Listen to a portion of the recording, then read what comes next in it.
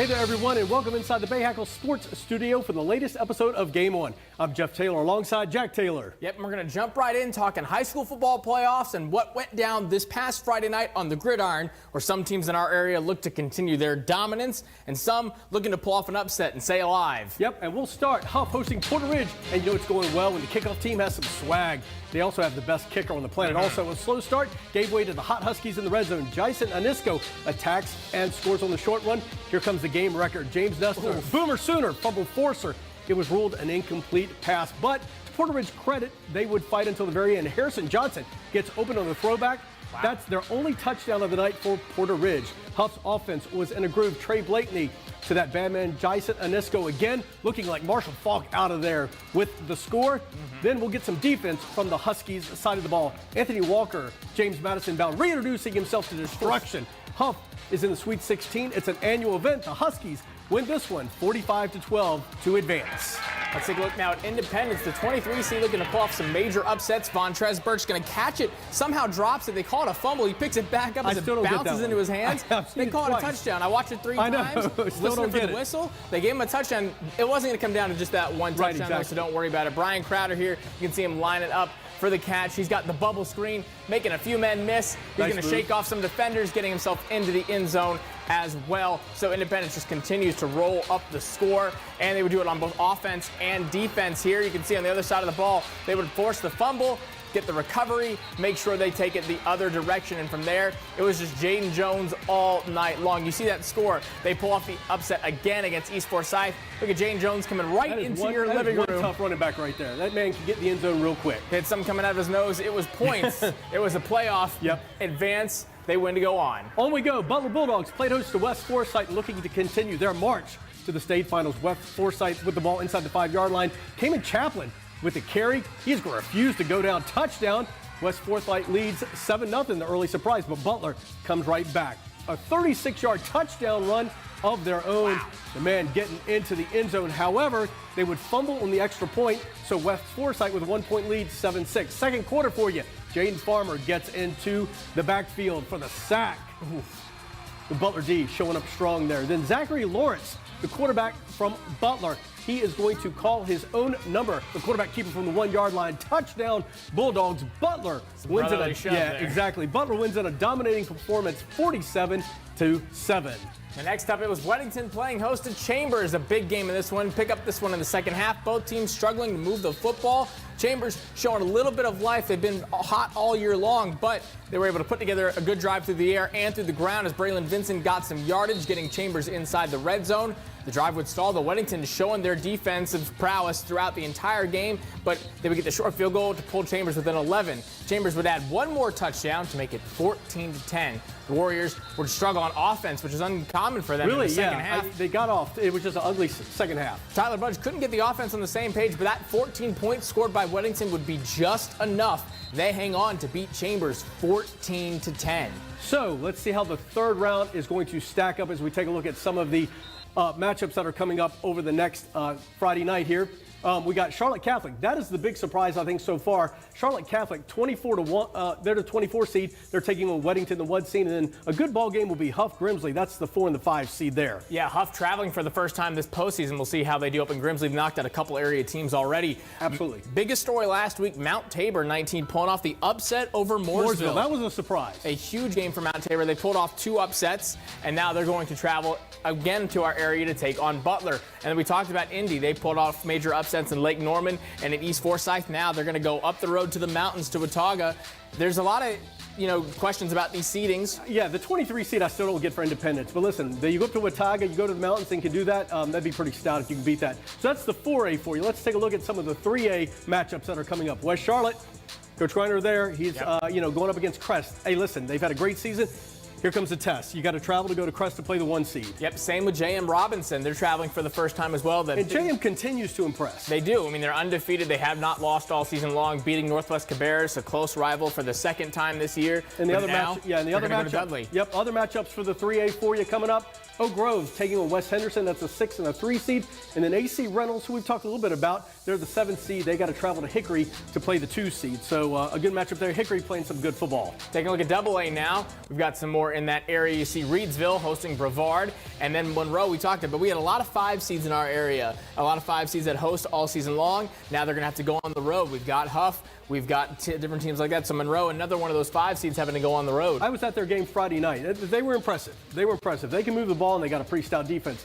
Also in the 2A coming up this Friday night, you have Forest Hills going to the Community School of Davidson, I do believe. That's the 11 and the 3. And listen, that school at Davidson, they're making some noise. I was impressed with what we saw from them Friday night. And then Shelby, they have a historic football program, and they're going to go to Salisbury. That's a 7 and a 2. That's going to be one of the biggest games of the week. That could be one of the biggest. That's one of the biggest games of the week, and you should see some power there for you.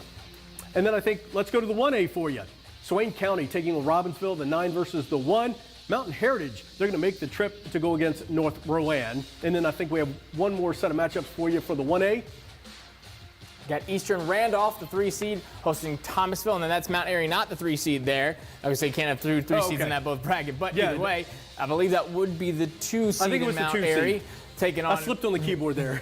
Taking on Murphy. It's close enough. Taking on Murphy there. So a lot of good matchups throughout the area. That's it. And that's just in public school. Yeah, that's in public. Now, for the private schools, there was a big game between 2 neighboring schools, a rematch for the ages. Christian looking for redemption, not the start they wanted. Owen Farrell is going to be picked off by Kairos Skanes. Yeah, and of course he's going to return it some, but then Jack, who takes over after this, man? I'm going to say, these 2 teams know each other all too well. It's the battle for Sardis Road right down the street, and Jaden Davis is a nightmare for Charlotte Christian, and so is Channing Goodwin. That is a calm and coveted connection between the 2 of them, so you just see them continue to put points on the board. Now, in the past few matchups, these things have been kind of spread out, the last one, of course, but the Knights made this a much closer game throughout. You see Ryan Henley powering his way into the end zone. They were actually on top as the half came to a close. But if you listen clearly, you can hear some Wolfpack howling. Here we go, special teams. Brody Barnhart, NC State commit, taking it to the house, going all the way from one side of the hash marks to the other. Look at the speed on the big man. He turned on the Jets. And listen, the special teams, we talked about it Friday night, special teams turnovers, they play a big deal in games like this. Now, Charlotte Christian, they were going to put a lot of points on the board. Look at the flea flicker here to get themselves within 8 points. From one to the other, way open down the field. They would get the 2-point conversion as well to make this an 8-point game, so they have a chance to tie it up. Quarterback tries to run, fumbles the ball. Yep. That's the game-sealing fumble for Providence Day. They win 45-37 to move on to the state championship, which, of course, as we mentioned a lot, is not going to be played in North Carolina. Nope. Yep, there you go. Providence Day, the 2 seed, has to travel to Georgia to take on Raven Gap, the 1 seed. These 2 played earlier in the season. Raven Gap came out on top, but I think, Coach Greer will have that team ready to go come Friday night. Now, that will be our Bay Hackle Sports game of the week. As it should be. Yeah, as it should be. That way we don't have to travel all the way to Georgia. We don't, but Reggie Walker and Darren Vaught will make the trip. So for all your playoff highlights and scores, make sure you check out the Blitz this coming Friday night. You can catch the show at 11 o'clock on BayHackleSports.com, but you can also catch it live on WCCB right after the 10 o'clock news. Make sure you're tuned in. Hey, stick around. We have more coming up on Game On right after the break as we talk with Reggie Walker, all things high school football. We'll be right back. Game On BayHackleSports.com is brought to you by Blue Cross and Blue Shield of North Carolina.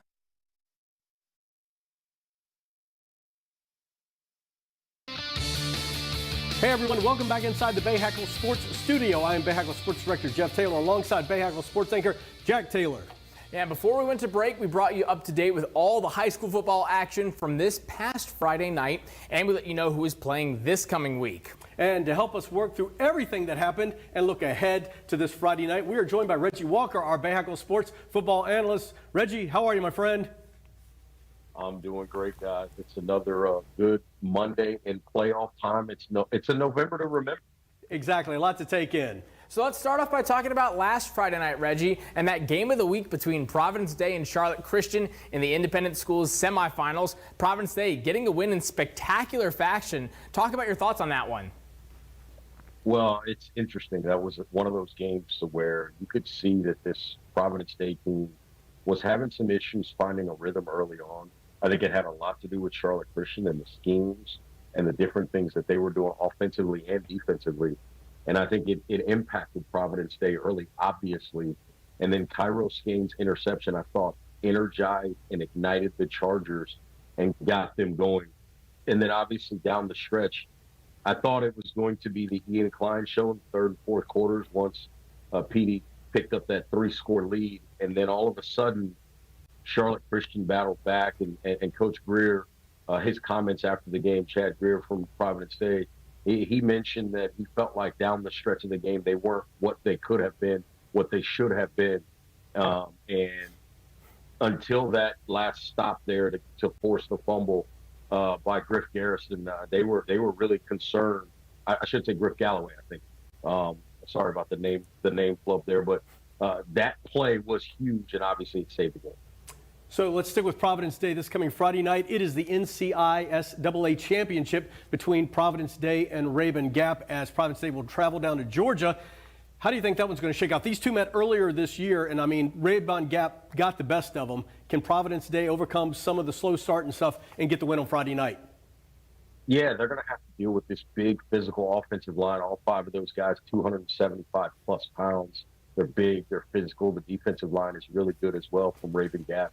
The key in this one is Trey Horn, number 1, 21 total touchdowns already on the season. This kid's got obviously scores in all of the facets of the game, including 3 return touchdowns and kick and the punt return variety as well. So they're going to have to keep him under control, keep him locked down, and then slow down this running game somehow. Because what Rabun Gap can really do to you is get ahead and then squeeze you out by running the football.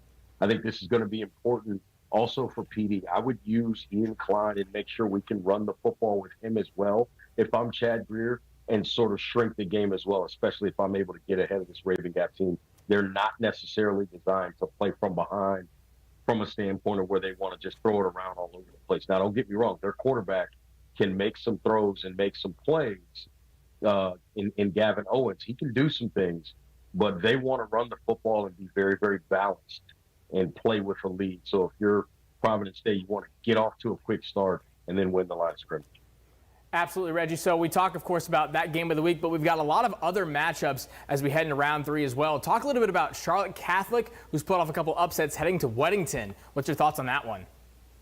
Yeah, that's going to be very, very interesting. Catholic seems to be peaking at the right time.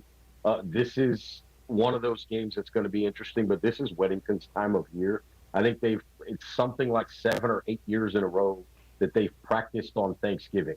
This game gives them the opportunity to practice on Thanksgiving. That's one of their goals every year.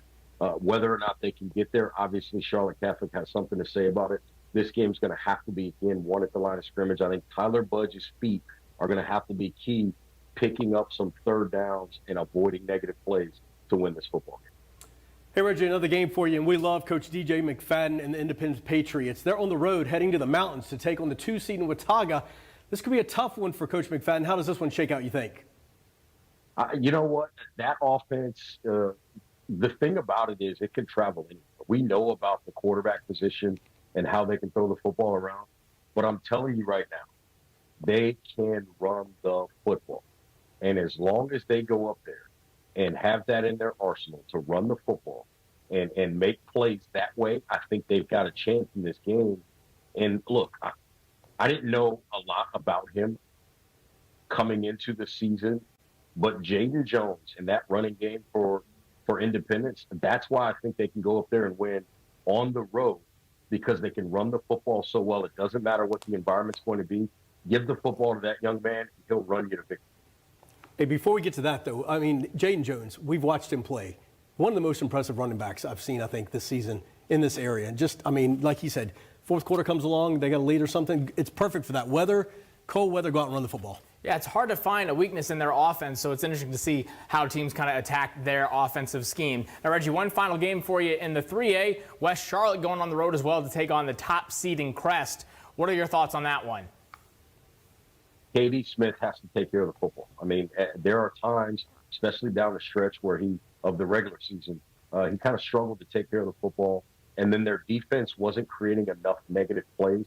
I think if they can create some negative plays, get Crest behind the chains, and then Katie Smith take care of the football, I think they got the athletes to go out there and win a game. But I'm going to tell you right now, it's going to be tough. It's going to be a great environment out there. That road trip isn't as long as people may think. It's about an hour, so it's not the end of the world. But you got to stay focused on the road out there, deal with and take out all that crowd noise. I think a fast start, Katie Smith taking care of the ball, and West Charlotte can win. If those two things don't happen, I think they end up coming home with a loss. Agreed. Hey, Reggie Walker, as always, thanks for your time. Looking forward to hearing the call Friday night on our Bayhackle Sports Game of the Week between Rabun Gap and Providence State. Safe travels to you, my friend. And you can catch it live on BayhackleSports.com this Friday night at 7 o'clock. Reggie, thank you, my friend.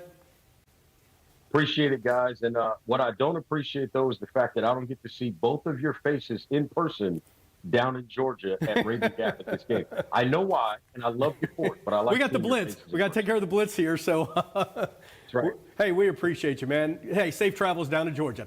Now, if that's not enough football for you, we have more. The first ever middle school football championship for CMS has been taking place over the last 2 weekends. It started with 8 teams battling for the title in the semifinals this past weekend. Piedmont took care of J.M. Alexander by a score of 20-14, while Ranson defeated Crestdale 20-8. So the championship looks like this. Piedmont will take on Ranson at 2 p.m. out at Mallard Creek High School. 2 1 seeds going up against each other. And if you can't get out there, no worries. We've got you covered. Absolutely. Bayhackle Sports will live stream the game when it kicks off at 2 p.m. So it should be a good one. And that's awesome. Congrats to CMS. Congrats to all the teams that played. It's just so cool to see them give that middle school some credit. Hey, absolutely. Stick around. We still have more for you on Game On. Coming up next, we'll tell you who will be playing for a soccer championship this week. Stay tuned. More Game On coming at you right after this. Game On BayhackleSports.com is brought to you by Blue Cross and Blue Shield of North Carolina.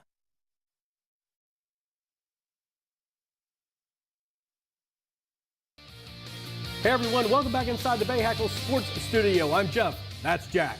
And now that we've covered the high school football scene for this coming Friday night, we want to let you know there will be more high school sports action taking the stage this week as well. This coming Friday night marks the tip-off of the high school basketball season for both men and women, of course, in public schools. Some private school games already getting going. Yep. But around the Queen City and surrounding areas are going to start up. There's a slate of games this Friday night. So check in on our website and with social media as we'll let you know who starts their season this Friday night. Now, the following week, there will be games on most Tuesdays and Friday nights as well. Head to March Madness. On the soccer field this week, the men's soccer season is coming to an end tomorrow night. The state semifinals will take place in the West bracket. 24-seed South Meck will travel to Hickory Ridge. That game will be streamed right here live on BayhackleSports.com. You can check it there. South Meck beat AK last week. You're seeing the highlights there to advance, while Hickory Ridge defeated Weddington. The winner of this match will face the winner of Cardinal Gibbons, who plays Apex Friendship. Of course, all of that will be for the state title this weekend. So, hey, that is it for this edition of Game On. Just a reminder, you can get all the scores and highlights from this Friday night's football playoff action starting at 11 on WCCB Live and also on BayhackleSports.com as the Blitz.